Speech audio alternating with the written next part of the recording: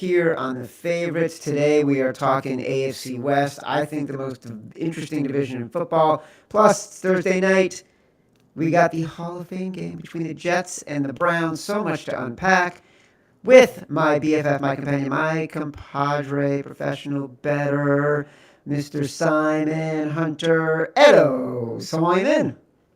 Hello, Chad. Yes, football is back, my guy. Are you going to watch the game tonight? Yeah. I mean, I'm in the boat with people that it's awful, but then I gotta remind people watch college football and high school football. This is literally better than that, apparently. So it's terrible, but we got football back, Chad. Listen, I'm so excited about it. I realized this morning, and we're going to talk a little bit about our take on the game in a minute. I didn't have to think, am I going to watch Righteous Gemstones? Am I going to watch Narcos? Am I going to have to watch You might be my halftime. I don't have to think about what I'm going to watch tonight because I know I have something on television that I'm going to watch, and it's real live NFL football. Even if it's Zach Wilson, even if it's the Cleveland Browns, I got an interesting take on this. Let me remind everybody that we are presented by Bet365. That is the world's favorite sportsbook brand. Hold on one second. Sign up with promo code ACTION to get Bet365's exclusive sign-up offer. Bet $1 on any game and get $200 in bonus bets. Must be 21 or older. Offer available in Colorado, New Jersey, Ohio, Virginia, and Iowa. Gambling problem? Call or text 1-800-GAMBLER. Simon, you and Kerner did a podcast earlier in the week, an Action Network podcast on Monday, talking about betting the preseason. I have a very strong opinion on this game, the first preseason game of the year. What is your take, both preseason broadly and on this game? Yeah, I would say I'm betting this game, Chad, but do I really have a huge edge? No. I'm just betting it because football is back, and I want some action. I want some action on this game, and I want some action on fading Zach Wilson. So I did take the Browns at +1.5, +2. No real logic other than everyone and their grandmom's taking the Jets, and I get it. Zach Wilson's a known name. He should perform better than the Browns quarterbacks, but it's just I like back and running quarterbacks. A lot of other people really don't, but in preseason, I tend to go with the athletes, guys I know are going to throw the ball less. So I'm betting the Browns, but I know that this is one of those games, Chad. We just bet to bet, right? It's the first game Yes. of the year. It's kind of those we just got to do it. So it's probably going to be my smallest bet of the season, but it is my first bet of the season. All right, so I was sort of trying to figure out what I was going to do in this game. This morning, I opened the Action Network app, and the lead story is by Chris Raybon analyzing the game for tonight. Here's his opening line, and it got me so ready to bet this game. In the latest bit of evidence that the world as we know it is coming to an end, 78% of the public has decided to kick off the 2023 NFL season by betting an under. Fact number one that made me think, the total's at 33.5. Am I going to end up betting the over in the first game, in the Hall of Fame game between the Browns and the Jets? He goes on to say to me, not only do Robert Saleh and Kevin Stefanski tend to play to the over, but the quarterbacks in this game, when they play in the preseason, which is the only time they play, tend to perform to the over. Preseason overs with a total below 37 are 68%, 221, 163, and 6. 58%, I'm sorry, since 2007. So I bet the over. I bet the over 33.5 on the Hall of Fame game tonight. And I'm just banking on a Kevin Stefanski, Robert Saleh deciding to unleash their second, third, and fourth string quarterbacks in Canton, Ohio tonight.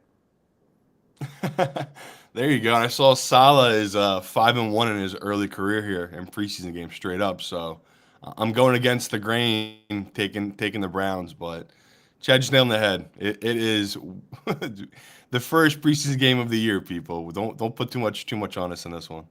It's stupid yet so fun. So Yeah, fun. And just I'm having football on the reminded, TV.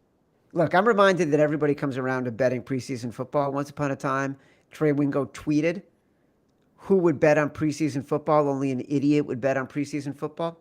Soon enough, Trey Wingo was working for Caesars. So it all comes around. That's Everyone facts. realizes it. True story. The first published story I ever had as a journalist, I was an intern for Pro Football Weekly, which was about 10 minutes from my house in the suburbs of Chicago. And they were finishing the summer. I was finishing the summer. I always made a point to do all the filing I had to do because, back then, like it was all paper. So you were like always filing back issues and stuff. And the filing cabinet was next to the editor in chief's office. So I made a point of always filing what I needed to file when he was having his big editorial meeting. So I overheard them saying, we need someone to do a story. I think it was about like somebody, maybe Franco Harris was going into the Hall of Fame or something. And I pulled him out when he walked out of the office. I pulled him aside. I'm like, listen, I'm going to be in Canton for the Hall of Fame if you want me to write a story about it. I'm like, I wasn't making him pay for anything. Also, I wasn't going to be in Canton for the Hall of Fame. I totally made it up. But he's like, yeah, that sounds great. You should do it. So then I went home and I begged my dad to book a trip to Canton for the Hall of Fame with me and him. Like, Dad, let's do a father-son trip. Let's go to Canton for the Hall of Fame. We went to Canton for the Hall of Fame. I wrote a story about Franco Harris for Pro Football Weekly. My very first story ever published in a national magazine. And that, my kids, is called initiative. Always have initiative. Oh, put yourself in the right place at the right time. That's the advice I always give people. Be where the jobs are. Say yes, be nice, be where the jobs are. Anyways, that's our take on career. That's our take on the New York Jets Cleveland Browns Hall of Fame game. I'm so excited for our AFC West preview today because, in my opinion, it is the most interesting division in the NFL. You have the best quarterback in the NFL in Patrick Mahomes. You have the highest paid quarterback in Justin Herbert. You have the quarterback that is the most polarizing in Russell Wilson. Either you believe he's a Hall of Famer or you believe he was a product of the system who happened to be a decent athlete, had great coaching, and this is a make or break year because he's finally with a coach who can take advantage of all of his talents. You got the best looking quarterback in the NFL who also happens to be very fragile and has been paid gobs of money for basically being able to throw the ball semi-accurately 10 yards downfield. Did I cover it all? Yeah, pretty much nailed it on the head. So here we go. We got the AFC West. We got the Chiefs. We got the Chargers. We got the Broncos. We got the Raiders. Chiefs minus 160 on Bet365. Chargers plus 300 to win the division. Broncos plus 550. Raiders plus 1,200. We'll talk about division. We'll talk about season win totals for all these teams. Who do you want to start with, Simon? What's the most interesting angle of season win totals and division odds for you in the AFC West? Well, I mean, for a loyal listener to the show, my biggest bet early in the season for win totals was the Raiders under. The Raiders opened at 7.5 minus 140. We just obliterated that number. I mean, it's down to 6.5 now at a lot of books. Just minus a bad 200. number. It's 7.5 minus 200 at Bet365. And that makes sense. It was just a bad number to hang by the books in the sense of I had a lot of questions coming into this season about Jimmy, right? I think Jimmy was coming off a big injury. They gave him a weird contract where they could get out of it at any point if he failed his physical. And it was me fading Josh McDaniels. Like their head coach, we've yet to see it, Chad, right? We've had this guy now coach multiple teams for different seasons. And I'll never forget how good it started for him in Denver. Remember how good that was there? I think at one point they were like 6-0. 6-0. Yeah. Everything he's done since then has just been negative. And even last year, a lot of people want to put on Derek Carr. I think a lot of it was on McDaniels. So to me, this team, I would still take their under. If you don't want to pay that juice, you can get there's different books that have different numbers on that. I would still take the under at 6.5. I have them at 6 wins. So 6.1 to be exact. I hate to shit on this Raiders team because they do have some talent across the board, right? They have some big name talent on this team. To me, they're going to be a seller. Like Devontae Adams, I can see him throwing a fit to get out of there midway through the season. I mean, there's a lot of red flags here, and I know people keep saying, "Well, this team's set up for Tom Brady to step in and take over." I just can't see Tom screwing with his legacy like this. Like the guy, is he really going to be this guy that's going to keep on retiring? I can't see it. Tom's already said he's not been doing his offseason workout, so he already talked about it. He can feel the difference in not doing his offseason workout. So I get people's fear about touching this number because they're scared Tom might step in with his team. That is not going to happen. So to me, this is one of the safer unders I've bet this year.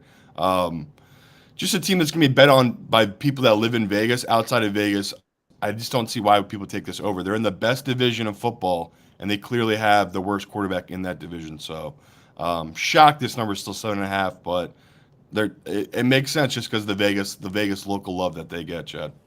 Yeah, Tom Brady, to paraphrase Rick Pitino, Tom Brady's not walking through that door. He's focused on, he just bought a soccer team today. He's the chairman of the board of the soccer team. This guy, he does not look like a guy that's interested in finding a way to come back to the NFL on the eve of the NFL season starting. I was doing a little research yesterday. I like to do my work, even though I'm a high-powered executive and got a lot going on, like a lot. I still like to do the work for the podcast.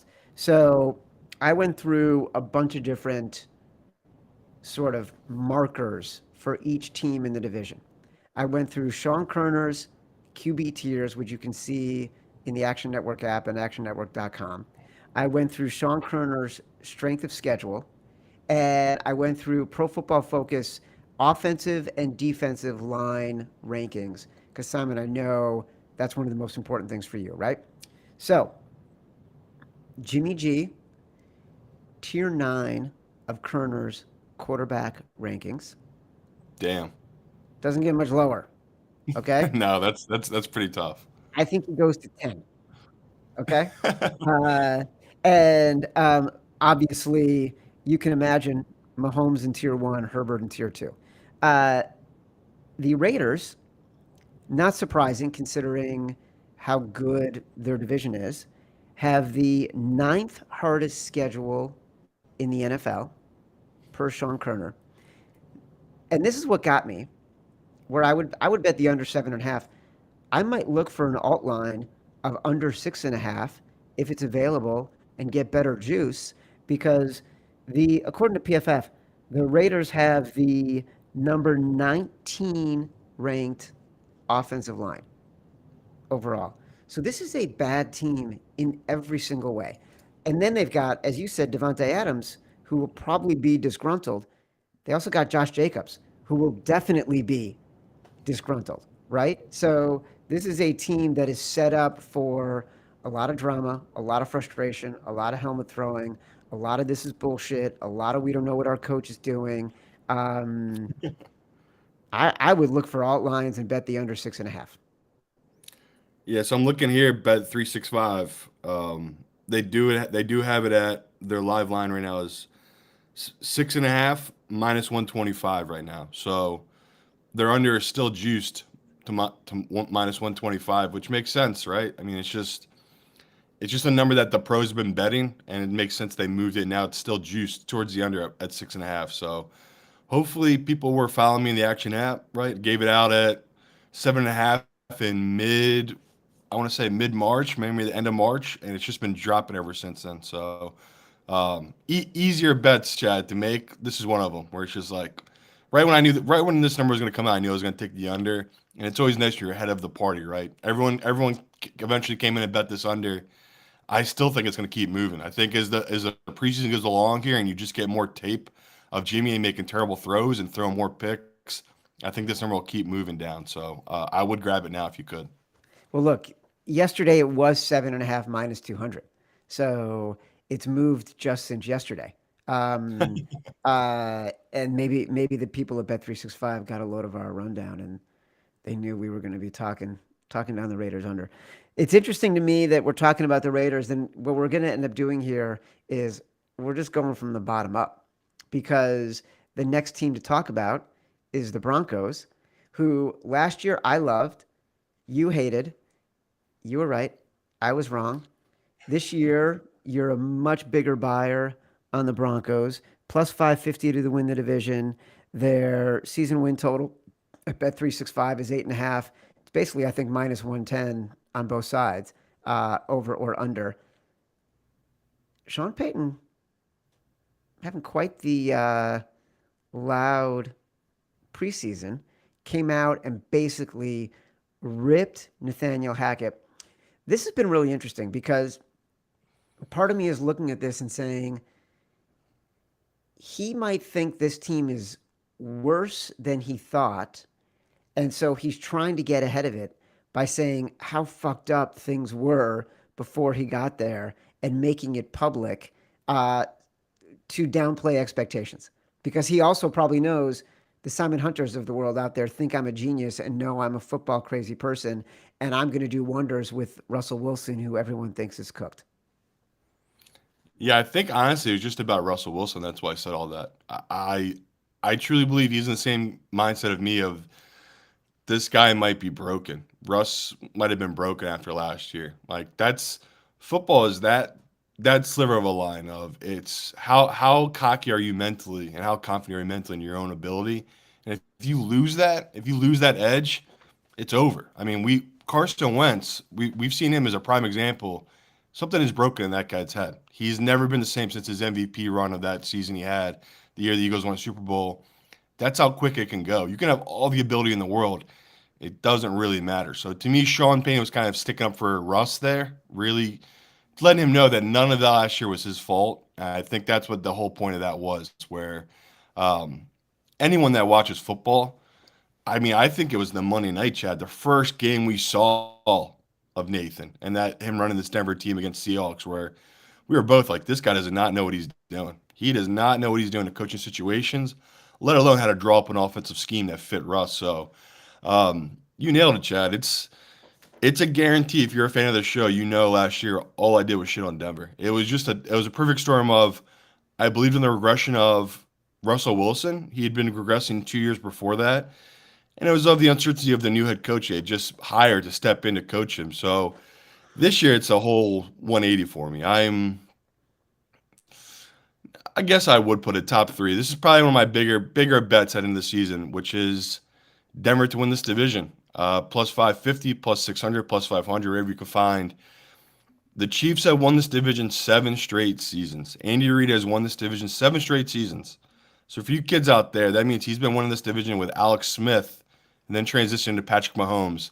Did not miss a beat. 7 straight years winning this division. So do I wish the sports books would give us that minimum plus 800, Chad? They should. I mean, this is how crazy and rare it would be for someone else to take this division, let alone Denver, who, I think most people don't know that Denver just has not played well at all against the Chiefs these last couple of years. I mean, there's some crazy stat where I don't think they beat them in like 3 years, something like that. So, you know, I get the questions from a lot of people. Why do I love Denver so much? I think Chad talked about it a little bit where it is the Sean Payton factor. I do believe Drew Brees was an incredible quarterback. He's in a Hall of Famer. I think Sean Payton, people are going to learn pretty quick. He was the reason he was so good. He really does take whatever you're great at and he amplifies it. And with Drew Brees, he did not have the biggest arm, the strongest arm, but he was deadly accurate. And that's really what that offense was built around was these quick in and out West Coast patterns where guys were getting open after 5, 6 yards, and that would lead to big open downfield plays. He talked with Russ. The biggest thing they screwed up last year was not getting him outside the pocket. That's really where Russell Wilson is so talented outside the pocket. So to me, the over 8.5 wins, them divisionally, I love it, Chad. It's just a team that I think we talked early this year about them. The stat I love about them last year was if they had just scored more than 18 points through 10 weeks last year, they would have been 9-1. Like that right there should let you know this is a complete team. They were just missing a leader, and that leader was their coach. Like I really can't get over how big of a difference Sean Payton should make for this team. So I get it, people. I was all in on the Chiefs last year. It feels nice and easy being all in the Chiefs, right? Especially in this division. But this year the value is just too much to pass on this Broncos team. Like this should be closer to plus 400. The public is totally done with this team. Like they're just out on the Broncos. To me, they still have all the weapons on offense. I know the Tim Patrick injury sucks, but they still have their two stud receivers in Sutton and Judy. And defensively, I just see them improving off what they had built last year. So I'm in on the Broncos, Chad. I just love this number. Russell Wilson, if he's not a corpse, they should get to 8.5 wins. But if he's cooked, we're gonna know within 3-4 weeks, and then we'll move off their futures and we'll take a different route. But right now, for my team heavily invested in this division, it's going to be the Broncos. I just really believe in this team and Sean Payton's leadership, Chad. So I might be catching a big L here, but I do think my logic's sound. And this is a very talented team that was just missing a great head coach. I think they found one here in Sean Payton. Sean Payton is one of those guys who, over the years in the NFL, has developed such a badass baller reputation amongst people who really know. And one of my favorite quotes from this offseason, forget about what he said about Nathaniel Hackett and just breaking the code and ripping a fellow coach to shreds. There was a great story, Seth Wickersham and Don Van Atta, Seth, who we've had on the show before, great investigative reporter for ESPN, both of them, did this fantastic story about Dan Snyder and ways in which he tried to uh, manipulate the league during the investigation and how into misconduct with the Washington Commanders and the John Gruden leaked emails and all this kind of stuff. And at one point, Gruden got fined 150 grand for violating COVID protocols. And Sean Payton, and he paid it. And Sean Payton called him up and was like, "You dumb fuck. Why are you paying that fine? I got fined. I'm not paying that fine. What is the matter with you?" He just seems like, "I'm doing what I want to do. I'm a football guy. I'm from the Parcells camp. All I care about is football." And he's going to come in and make that team so much better because he is so single-mindedly focused on improving the football team. And if you talk about how good that defense was last year, if you talk about Judy being healthy, if you talk about Sutton being healthy, if Javonte Williams can come back from his knee injury and he's healthy, here's what's interesting. So according to PFF, the Broncos O-line is number 11 overall in the NFL. But one of the reasons why they were downgraded, you're shaking your head, I want to get to that. One of the reasons why they were downgraded last year is because Russell Wilson was so bad in the pocket and took so many sacks.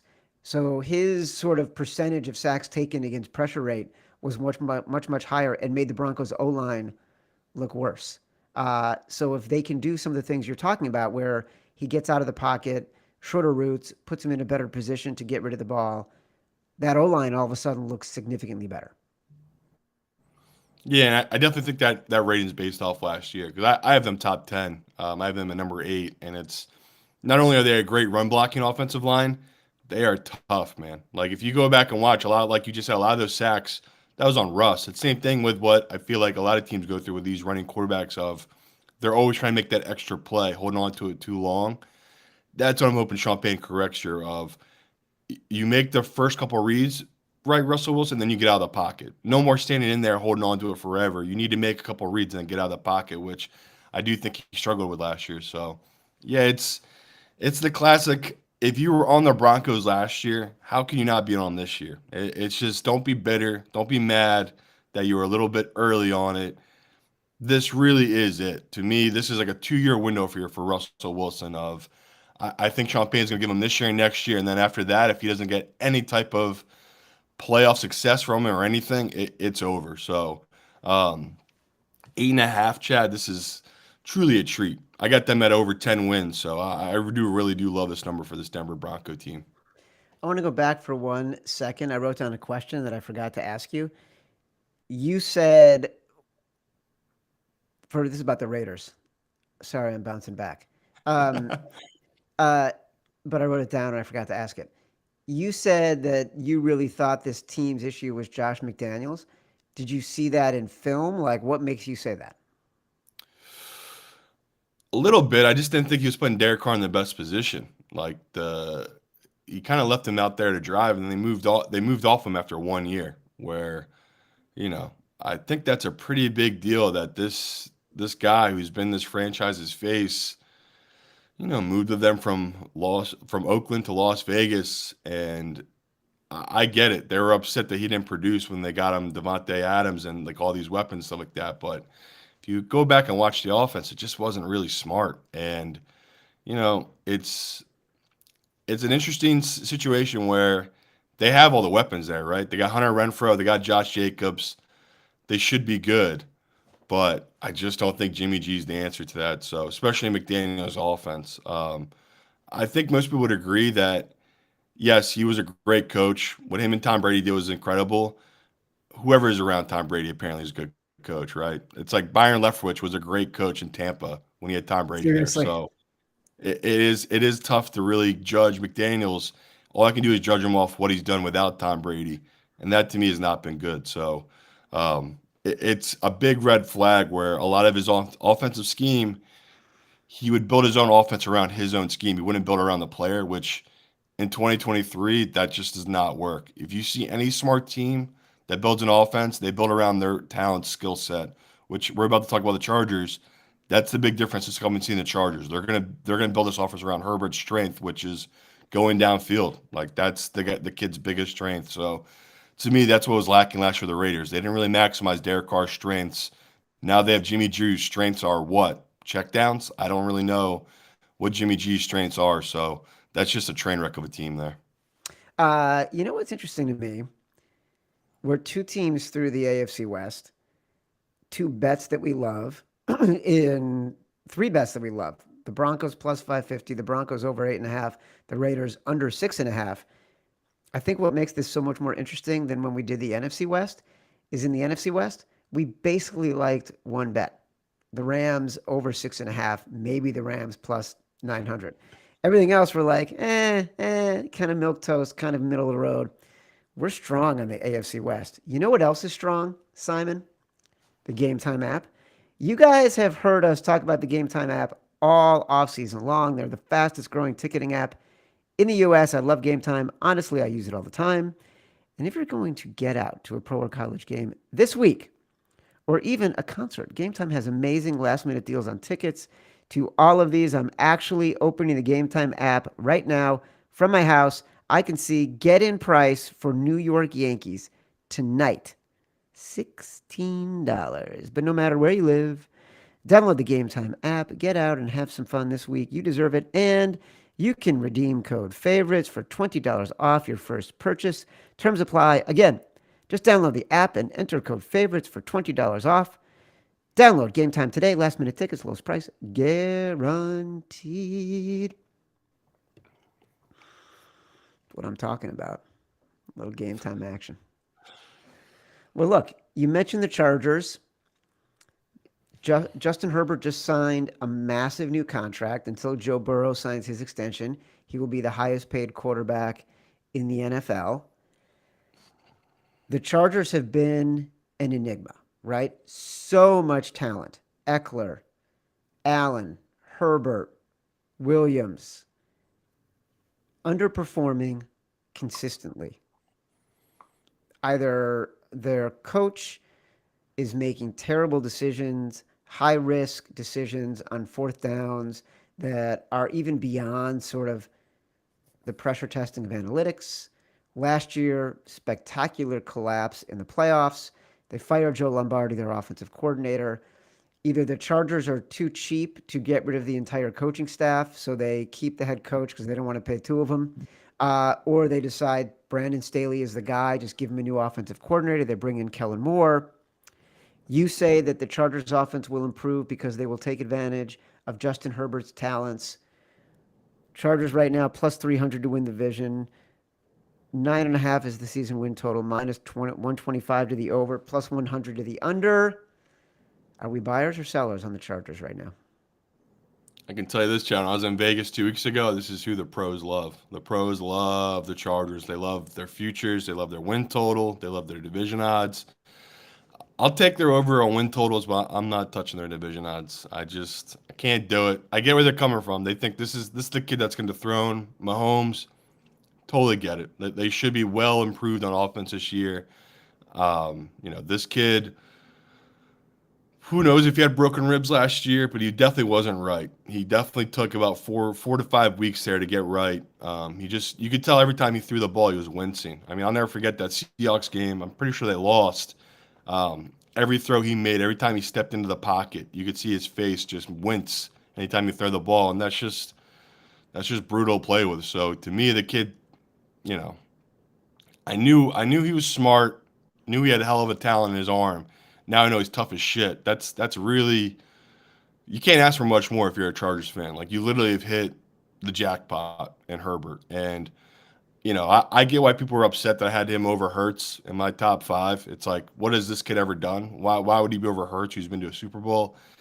He's that good. Like, you watch, if you're a real football nerd and you love watching this kid, he is incredible, and it's so God-given. Like, there's so many times where plays broke down, whatever it was, and he stepped up and made throws that are just, I mean, in the history of the league, there's maybe 4 guys can make these kind of throws. He's just that atypical quarterback of, he's big, he's strong, he's got a hell of an arm, and he's crazy smart. So, that to me is another team where by changing their offensive coordinator, they should have a huge upgrade here with Herbert. And, all you can do is hope Keenan Allen's going to be healthy. Mike Williams will be healthy, because that's going to be a huge difference to this team. Like, that's the only way they can dethrone this Chiefs team. So I don't think the value there is in them divisionally. I think they should be closer to what the Broncos are, but they're not, just because they didn't have a year from hell like the Broncos did last year, and they made the playoffs. Like, yes, they completely choked and melted that game away to the Jaguars, but they were in it. Like, they were in that game.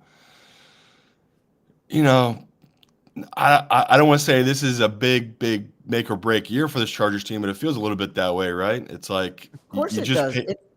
Yeah. Like, you have the window with Justin Herbert. We've talked about this so many times, and we've seen it come to fruition. Like, your window to get to the Super Bowl now in the salary cap era of the NFL is when you find a great quarterback, you play him early, he succeeds, and in those first 4 to 5 years, you can build a team around him, right? That's what they need to do. And they're kind of like, they just put all the money into Justin Herbert. They need to figure it out now, because if not, how are they going to build a team around him going forward? You nailed it. I mean, until Mahomes last year, we had a run there of everyone doing on their rookie contracts. Mahomes, like, the first real guy to be taking, like, what was it, 30% of his team's salary cap to win a That's Super Bowl. testament to how good Mahomes is. Right, exactly. So, Herbert's draft class, it's early, but holy shit, was that a great draft class. You got Joe Burrow, Herbert too, and then Hurts.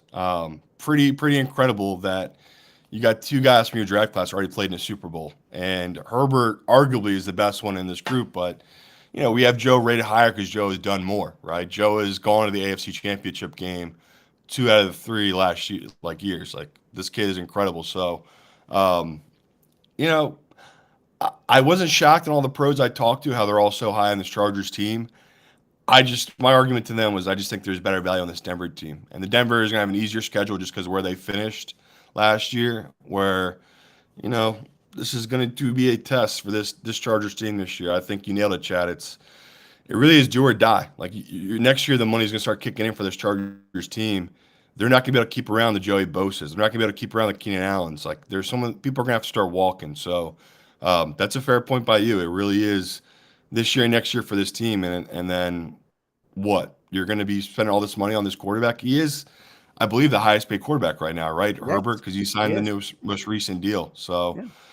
yeah, Chad, I wasn't really thinking like that, but you're dead on with that. It's like, once that money kicks in, that's going to completely shift your team. Not everyone has the Mahomes type. So, which is funny now looking back, Mahomes is severely underpaid at the quarterback position. It's only been like 2 years since he signed that deal. So it is constantly moving in this league, Chad. Simon, I'm having a rock'em sock'em day right now. Just feel like things are lining up. And the fact that you just said you agree with me, and it sounded like you genuinely believed it and were surprised by a comment I made that registered and sunk in. Uh, Matt Mitchell, I want to make sure we clip that, hold on to that, hold it close to our hearts like it's precious, like a little tiny birdie that is going to be nurtured. And let's just run it again and again and again. Um, Fascinating That's team. how you know it's 5 in the morning. Yeah, exactly. It's 5 in the morning. Simon can barely think. He's still a little foggy.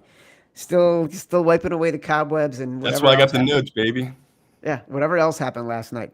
Uh, what'll be interesting. So, look, the Chargers have the.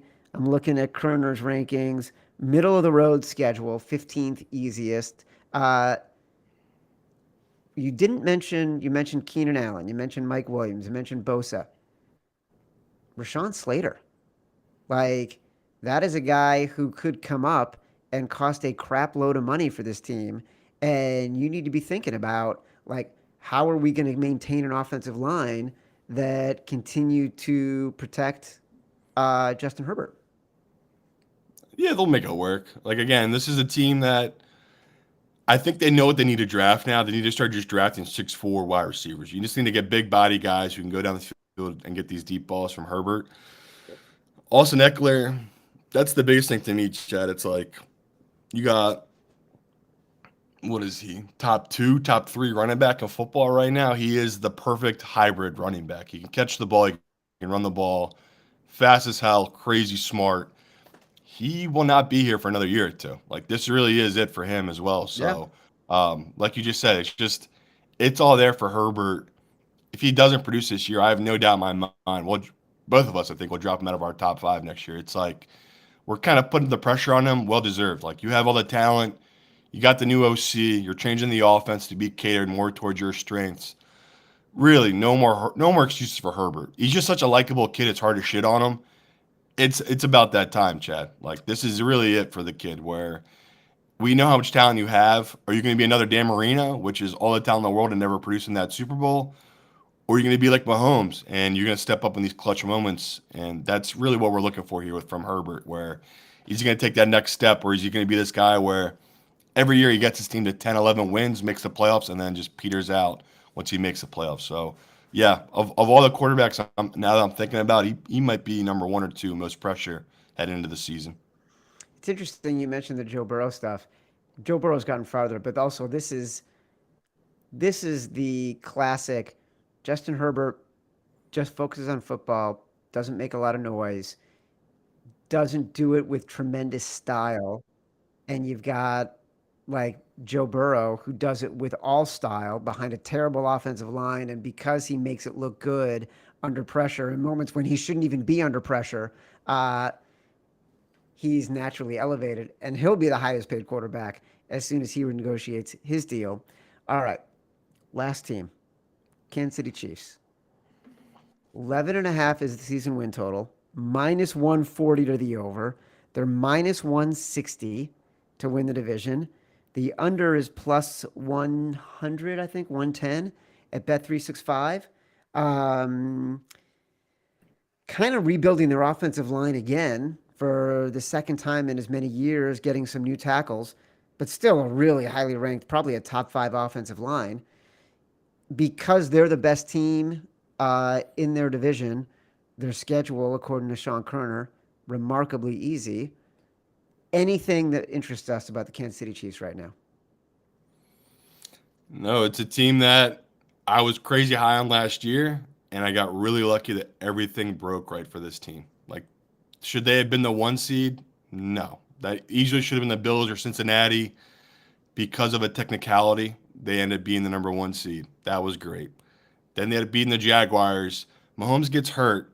Chad Henne comes in. He drives the field 98 yards against the Jaguars and scores a touchdown. They end up winning that game by 7 points. The following game, they get some weird little BS call against the Bengals. You know, Mahomes definitely got touched out of balance, but that was so soft, right? Called that at the end of the game. Moved that an extra 15 yards, able to kick that field goal.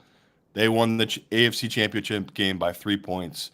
Same thing. They won Super Bowl by 3 points. This was a team that it's the classic Belichick and Brady scenario, right? Belichick and Brady scenario. They didn't care how they won. All they cared about was winning. It was the ultimate chess team, right? They kept moving pieces where you look up, you run. It feels like it's the same thing with this Mahomes dynasty. It's like you don't. He can be sluggish. He can be lane, like not playing that well. All of a sudden, Andy Reid makes those second half adjustments, and it's just a completely different game. Like that's this team's strength. They just, they have a top two, top three all time head coach, and then they have one of the most talented quarterbacks we've seen since Tom Brady. I mean, that's who Mahomes is chasing right now. He's not Peyton Manning. There's no one else. It's Brady. That's the level we put Mahomes in. So I'm gonna take you to take an under on Tom Brady, which I would never do, but I'm asking to take it here on Mahomes, and it's tough, Chad. He's never gone under his win total. Like this kid has always outperformed the number. He just, we said it, 7 straight years they've won this division with Andy Reid. Like they're just an incredibly put together team. But regression's coming. They have to have some regression. Last year, so many things went right for this team. It was incredible how many things went right for them. And, you know, it might not be this year, right? Travis Kelce's 34. It might not be this year he falls off that cliff, but when he does, that's really when that's going to make a game changer to this team because that really is his safety blanket. If you go through it last year, anytime he needed it, third or fourth down, that's who he was looking to. Like him and Kelsey, my favorite stuff watching that whole QB show on Netflix was him and Kelsey were just so in rhythm. They wouldn't even talk. They would just give each other a look, and that's how they would set up these different routes on the field. So I know it is tough to swallow. I totally get if people don't make this bet. It's probably one of my smaller bets taking their under win total. But just in this division, I see the Chargers being better. I see the Broncos being better. The Chiefs, yeah, they might have an easy schedule on paper. I think it's going to be pretty tough, actually. Like they're playing the number one schedule, number one seed schedule from last year. That's how it is. When you win your division, you play all the other divisional winners. So that right there is going to be tough. And they have weird games. Like they play Broncos 2 out of 3 weeks in the middle of the season. That to me is a big advantage to this Broncos team who hasn't beaten them in multiple years. So this Chiefs team, I see regression, but I'm not betting them to miss the playoffs. I still think they'll get in as a wild card. It's just last year, I was just so high on them. Like I was getting them at 11-1 for Super Bowl odds. If they did that again, I would take it again. Like if they moved that number to that, I would take it. But at most books, it's gonna be plus 700, plus 800. There's just no real value there. So to me, we haven't had a repeat winner, Chat, in a long time. What was it? Brady's team, last repeat winner we had, which was shit, man. That might have been 04, 05. Like it was that I long can't ago. even remember. Yeah. No, seriously, though, we're coming up on 20 years, people. That's how tough it is in football where you just need so much luck, so many little things that bounce your way. And I'm not really getting that priced in here with this Chiefs number, right? The public is they had left the Chiefs for dead last year. Now they've kind of come all the way back around. I think they're one of the most bet teams. Mahomes is one of the biggest bet players right now for MVP. It's like him, Fields, and Hurts right now are the biggest 3 bet guys for MVP. So it makes sense where the love is for the Chiefs. To me, the number is just too much. And when I saw it open at 11.5, 12 wins, I was like, okay, that makes perfect sense for this team. I got them at 11 wins exactly. So, just under their win total. That's why I'm not telling people to go crazy betting on it. It feels like just one of those I have to make these bets. Like, it's just how much luck can this team keep having year in, year out of health and just really good breaks. Like, those one possession games they had last year, it was constantly. They were constantly winning these one possession games. And we saw what can happen. Like the right team prepared against them can really shut down and stagnate this offense. So to me, loved everything they did last year. I'm just going to be betting on regression this year for the Chiefs. So yeah, best bet for this Chiefs team. Not going to do anything divisional. Not going to do any Super Bowl futures. I'm just going to take the under 11.5. Reminder, the Favorites podcast is proudly presented by Bet365, the world's favorite sportsbook brand. Sign up with promo code ACTION to get Bet365's exclusive sign-up offer. Bet $1 on any game and get $200 in bonus bets. Must be 21 or older. Offer is available in Colorado, New Jersey, Ohio, Virginia, and Iowa. Gambling problem, call or text 1-800-GAMBLER. Let me recap here. Our best bets for the AFC West will end up being some of our best bets for the entire league when it comes to futures. Loving the Raiders under 6.5, down from 7.5. If you were smart enough to jump on it, good for you. If not, still take the under 6.5.